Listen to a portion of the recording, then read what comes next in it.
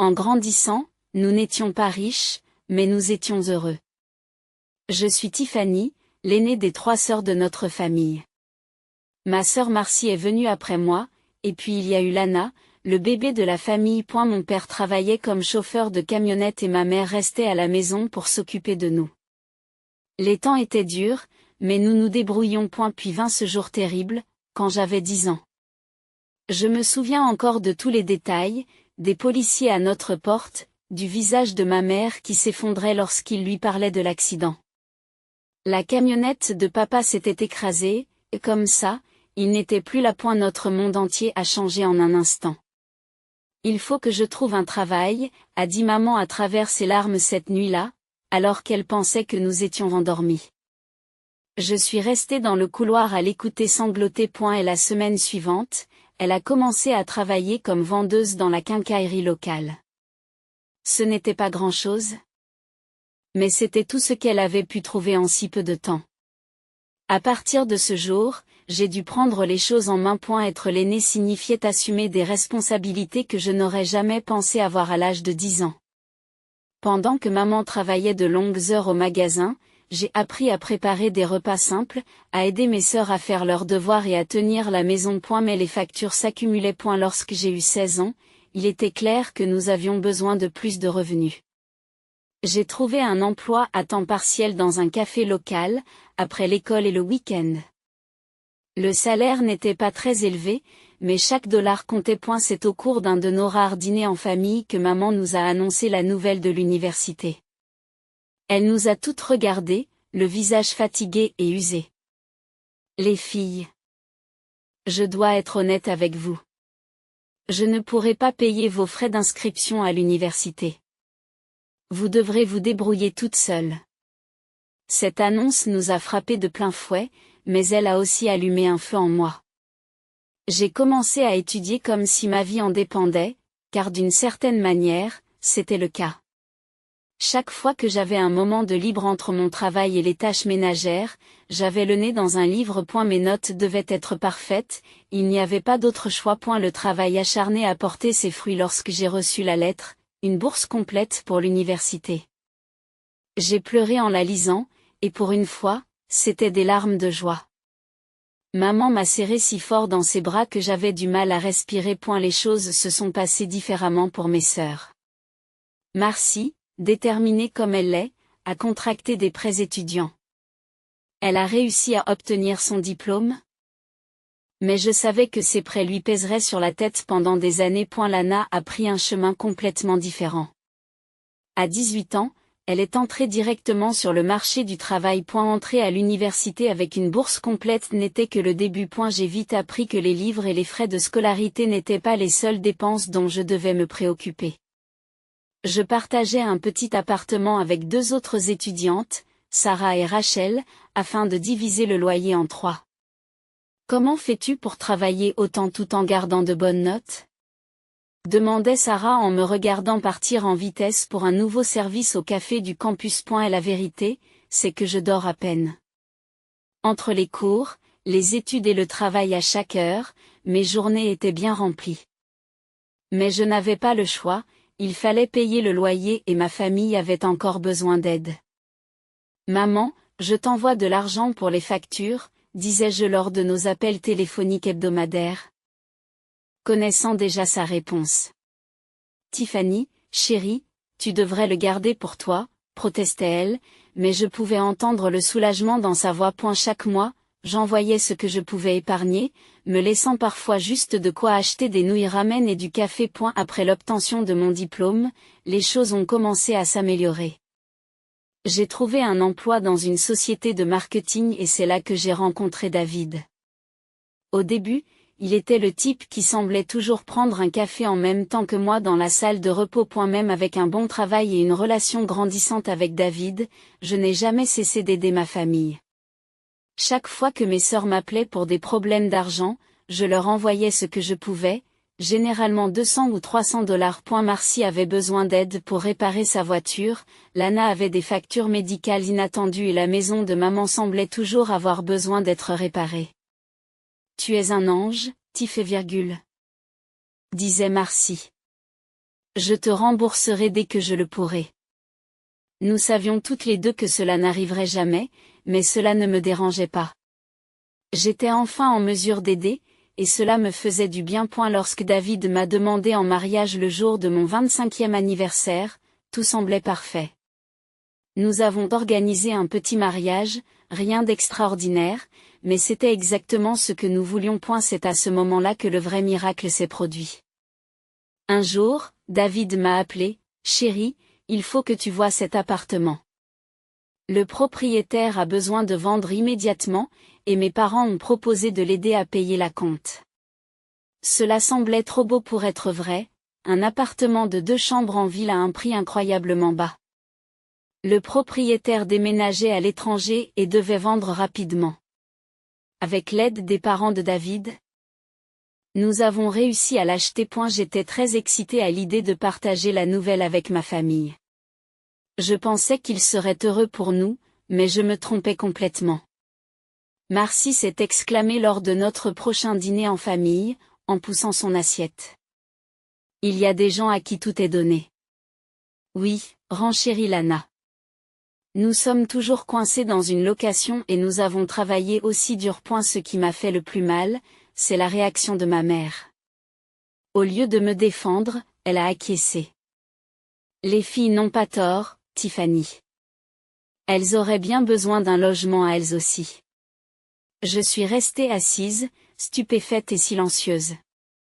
Toutes ces années passées à les aider, à leur envoyer de l'argent, à les soutenir du mieux que je pouvais, j'avais l'impression que tout cela n'avait aucune importance. Ils ne voyaient pas les bourses pour lesquelles j'avais travaillé, les longues heures que j'avais passées, les sacrifices que j'avais faits. Ils ne voyaient que ce qu'ils n'avaient pas. Certaines habitudes ont la vie dure. Depuis l'université, j'avais cette petite tradition d'acheter des billets de loterie avant les vacances. Cela a commencé pendant ma première année, lorsque j'étais particulièrement fauchée et que je rêvais de pouvoir acheter de vrais cadeaux de Noël à ma famille au lieu des cadeaux faits à la main que je leur offrais. Ce Noël n'était pas différent. En rentrant du travail, je me suis arrêtée à mon magasin habituel, j'ai acheté mon billet et je l'ai glissé dans mon sac à main, comme je l'avais fait un nombre incalculable de fois auparavant. Je n'ai vérifié les numéros que 3 jours après le tirage. J'étais assise à la table de notre cuisine, en train de siroter un café et de parcourir distraitement le site web de la loterie sur mon téléphone. Puis j'ai vu les numéros. Je les ai vérifiés à nouveau. Et encore. Ma main s'est mise à trembler si fort que j'ai failli renverser mon café. « David !» ai-je crié. « David, viens ici !» Et elle est arrivée en courant de la chambre, encore en pyjama. « Qu'est-ce qu'il y a ? Tu vas bien ? » Je n'arrivais pas à parler. Je lui ai tendu mon téléphone et le billet. Il a regardé plusieurs fois entre les deux, ses yeux s'agrandissant à chaque fois. « Putain de merde !» a-t-il chuchoté. « Tiff, c'est 400 000 $. Nous sommes restés assis dans un silence stupéfait pendant ce qui nous a semblé être des heures. Finalement, David a repris la parole. « Nous devrions fêter ça. Devrions-nous appeler ta famille ? Ta mère serait… » Non, le mot est sorti plus fort que je ne l'avais prévu. J'ai senti les larmes monter à mes yeux. Nous ne pouvons pas leur dire. S'ils le découvrent, ils voudront tout. Ils m'en veulent déjà d'avoir un appartement. Tu imagines ce qu'ils diraient à ce sujet ? Un sentiment de culpabilité m'envahit en pensant à Marcy qui doit encore rembourser ses prêts étudiants. Peut-être devrais-je l'aider ? Mais je me suis souvenu de ses commentaires amers sur notre appartement et du fait que maman avait pris sa défense. Non, si je leur donnais quelque chose, ce ne serait jamais assez.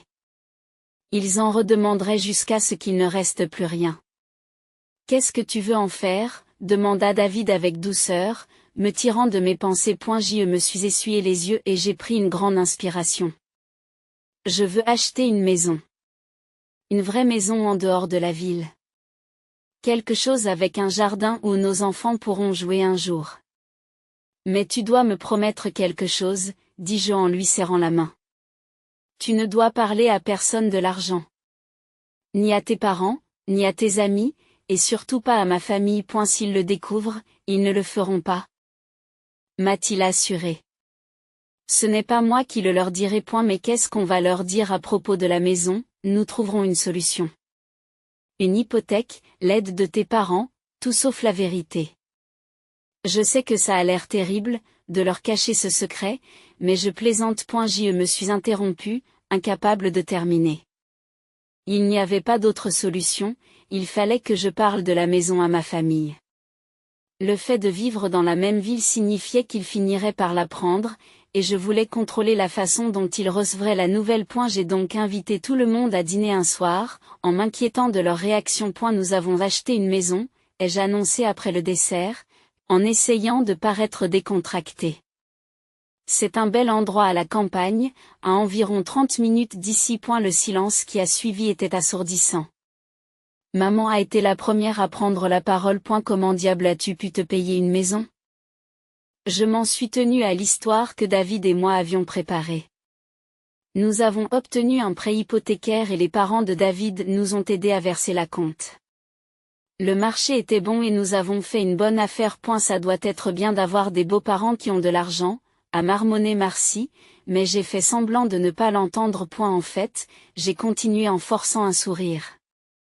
Je voulais vous dire à tous que vous pouvez l'utiliser quand vous voulez, au moins jusqu'à ce que nous déménagions définitivement. C'est un endroit idéal pour s'évader le week-end. Cela a immédiatement changé leur fusil d'épaule. Soudain, tout le monde voulait des détails sur la maison, la propriété, le nombre de chambres. Lana planifiait déjà un week-end avec son petit ami. Et elle s'en est suivi un défilé de membres de la famille qui ont fait le tour de notre maison de campagne. Chaque week-end, quelqu'un voulait l'utiliser. Lana et son ami sont devenus des visiteurs réguliers. Puis Lana s'est fiancée, et elle a eu une autre demande. Tiff, m'a-t-elle dit un jour, serait-il possible de passer notre lune de miel à la maison? Nous essayons d'économiser de l'argent et ce serait parfait. Comment pouvaient-ils passer une semaine dans cette maison après leur petit mariage? J'étais heureuse de les voir profiter de la maison, même s'ils ne savaient pas comment nous l'avions obtenue. Le problème a commencé progressivement. D'abord, il y a eu le désordre qu'ils laissaient derrière eux, rien de bien grave, juste de la vaisselle dans l'évier ou des serviettes mouillées sur le sol de la salle de bain. Ensuite, il y a eu les demandes constantes pour les clés, parfois avec un préavis très court. On peut avoir les clés pour ce soir? Les parents de Marc sont en ville, envoyait Marcy par SMS. S'attendant à une réponse immédiate. Je disais toujours oui. C'était plus facile que de faire face à la culpabilité qui suivrait si je refusais. David a commencé à s'agacer, mais je lui ai assuré que c'était temporaire. Une fois que nous aurions déménagé de manière impermanente, les choses changeraient. C'est alors qu'est arrivé le mercredi qui m'a montré le côté désagréable de ma famille. J'ai décidé de me rendre à la maison pour faire un peu de ménage et vérifier les choses. En arrivant dans l'allée, j'ai remarqué une voiture que je reconnaissais, la berline bleue de Marcy. C'était étrange. Elle n'avait pas demandé les clés cette semaine. J'ai marché jusqu'à la porte d'entrée et j'ai utilisé ma clé pour l'ouvrir. Le son de la télévision provenait du salon, ainsi que le rire de Marcy et la voix de son mari. Ils ont tous les deux levé les yeux, surpris de me voir là. Oh, et Tiff, dit Marcy en essayant de paraître décontractée. Nous avions juste besoin de nous échapper pour une journée. Comment es-tu entrée?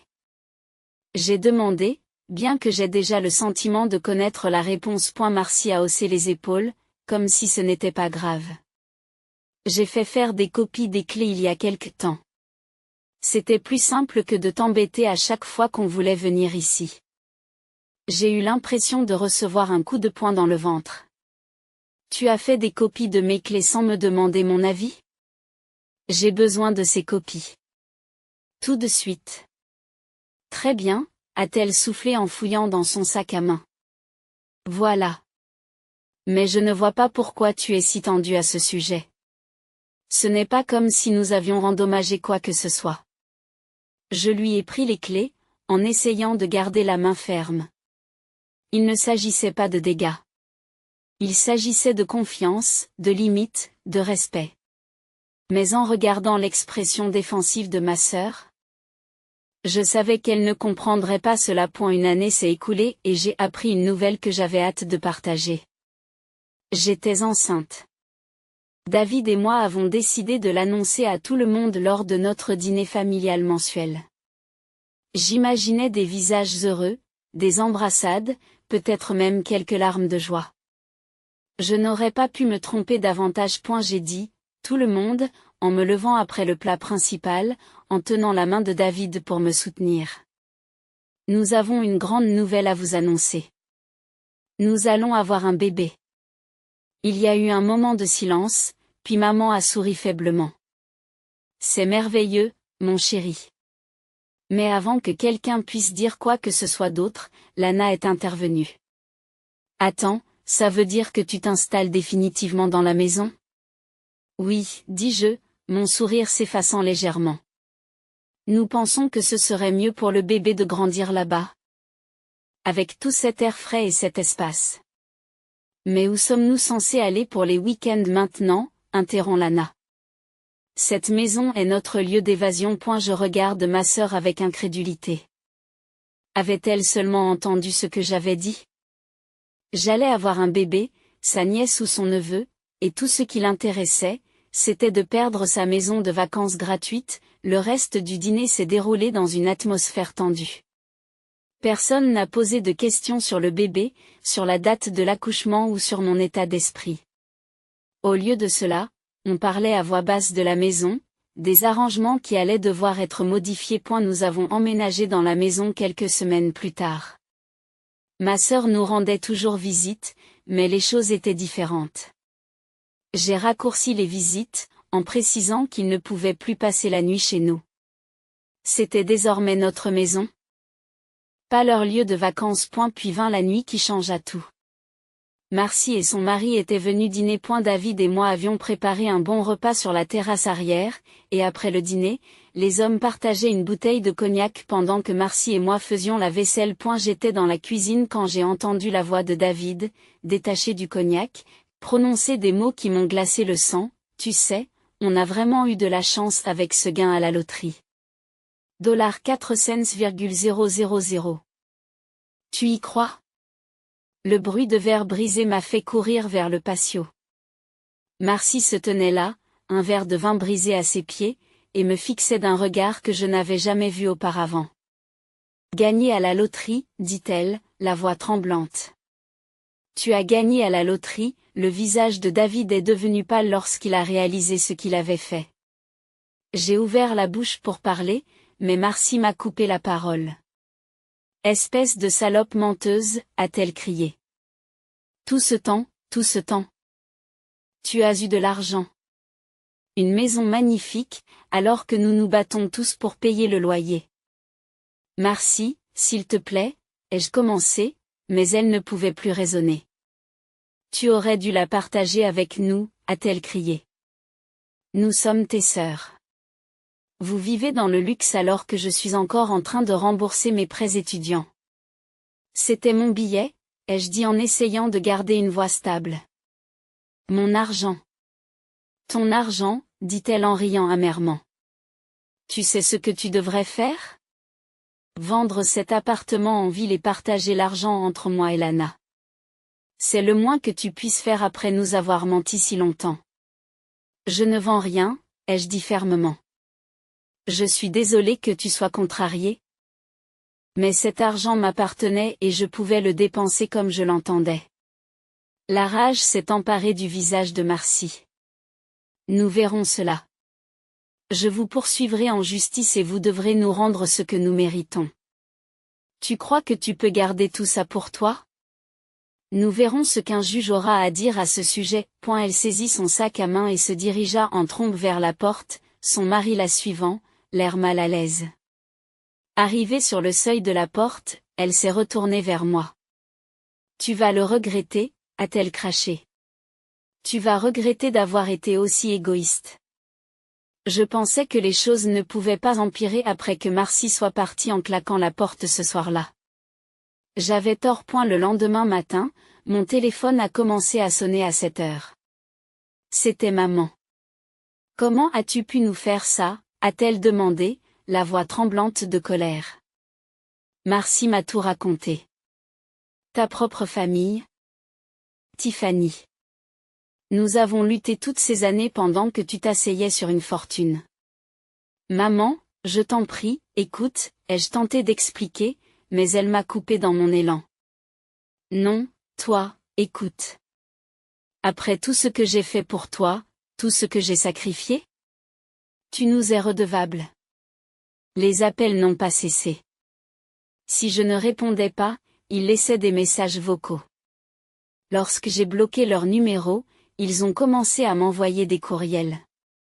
Les messages textuels inondaient mon téléphone jour et nuit. J'ai essayé de rester calme, en me rappelant que le stress n'était pas bon pour le bébé. Mais il était impossible d'ignorer le flot constant de culpabilité et de menaces. Partagez l'argent, ou nous vous verrons au tribunal, a menacé Marcy dans un autre message. Je pensais qu'il bluffait à propos du procès.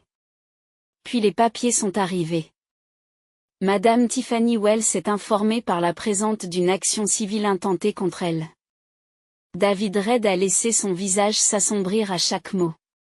Il s'agissait d'un recours collectif.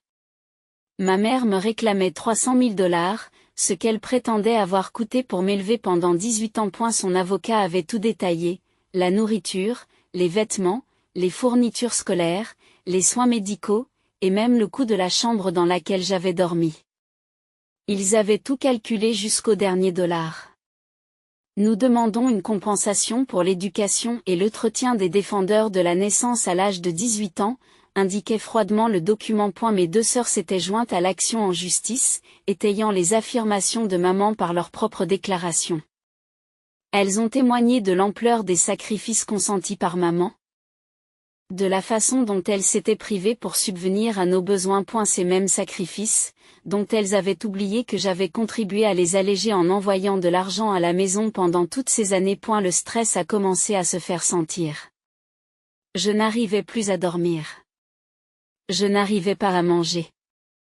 Un matin, je me suis réveillée avec de fortes crampes. La douleur ne ressemblait à rien de ce que j'avais ressenti auparavant. Quelque chose ne va pas, ai-je dit à David.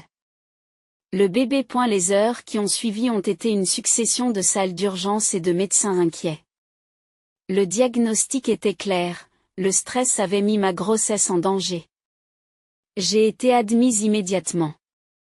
Si vous ne réduisez pas considérablement votre niveau de stress, vous risquez de perdre le bébé, m'a dit gravement le médecin. J'ai passé les 2 semaines suivantes à l'hôpital, alité.